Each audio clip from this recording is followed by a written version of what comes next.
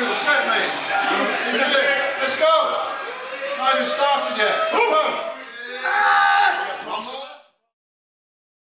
So we had a lot of schooling in the gym today. Everything looks good. His form's very good on all the exercises, which I would expect because you've been training with Lewis. So your form's very good. Only thing is you still haven't mastered is going that last 10%. You know what I mean? The last couple of reps where you're like, sometimes you're finishing a bit short, below what you can do. And I think your mind doesn't know yet exactly where you can go, so it's a habit you've got to keep pushing. And it's the last couple of reps that your body's not used to that you're going to get a reaction from. Yeah? Muscle growth is just a reaction to stress. So your body's very clever. It will quickly adapt to a level of stress where it gets comfortable. Yeah. So in other words, if you're shoulder pressing 100 for 8 reps, that's what you're doing now. That ain't going to do nothing for you in the future because your body's adapted to that, yeah, to some degree. So you're going to have to try and push it 9 reps or something. Yeah. So it's the last couple of reps that really count, because that's where your muscle fibers go into failure, contracting where it can't do anymore. So you know, once you get to the point where you can't lift anymore, then you've gone to more or less to your maximum. Of course, you can go beyond that with a bit of assistance. Yeah. And always when you fail on the positive and lifting of the weight, you're always going to be able to lower it again because your negative strength's higher. So that's why at the end of when we did the cables, when you're total failure, bring it to the top. So you can just lower it down 1 or 2 more. So then you can go, that's actually going beyond the normal point of failure. And of course, very intense and very demanding.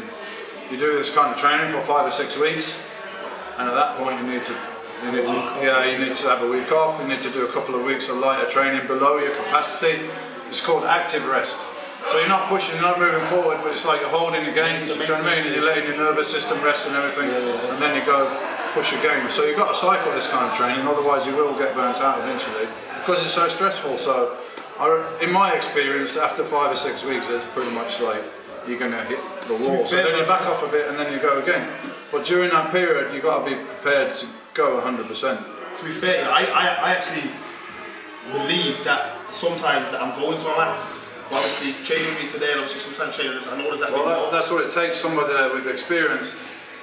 And you know, I've been in the gym for 30 years, I know what somebody can do. Just when watching the movement, I know what they can do.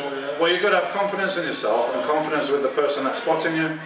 You know, machine exercise is no problem, because if you fail, you just put the machine back. But free weight, yeah, there is some element of risk and control, but you've got to lift the weights.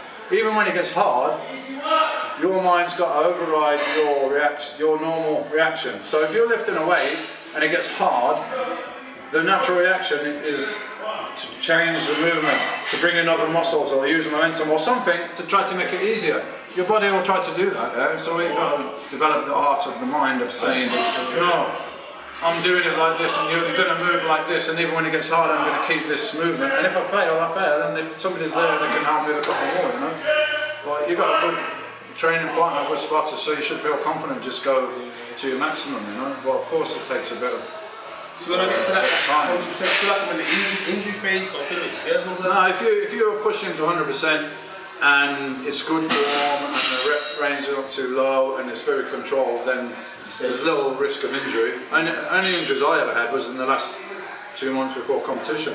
But then that's because I was, you know, I'm on a diet and I was doing this same kind of heavy training where really getting ready for a contest, now you need to change your training a little bit because you're going to be a little dehydrated, you're going to be tired, you're going to have less body fat. So you change your training the last couple of months before a contest, which is, you know, I learned that from experience, so I can pass that on. But in the off season, yeah, you can't. You know, you can't be worried about getting injured. As long as you're doing everything correctly, then you should be fine. Obviously, as soon as I've come in progression, I'm quite like nearly 2 stone, yeah. I do realise that my upper body seems to respond quicker than my lower body, it might be the length of my legs. Everybody's got different areas that are going to respond more or less, you know, depending on the genetic muscle bellies and everything like that. But what you've got to do is not fall into the trap of falling in love with your easy body parts. You know, which a lot of people do. They get carried away, oh, my chest is you feel great doing it because, you know, if anything, at some point, your strong points, you have to back off a little bit. What about priority training? I know you don't ever do that in that muscle once a week.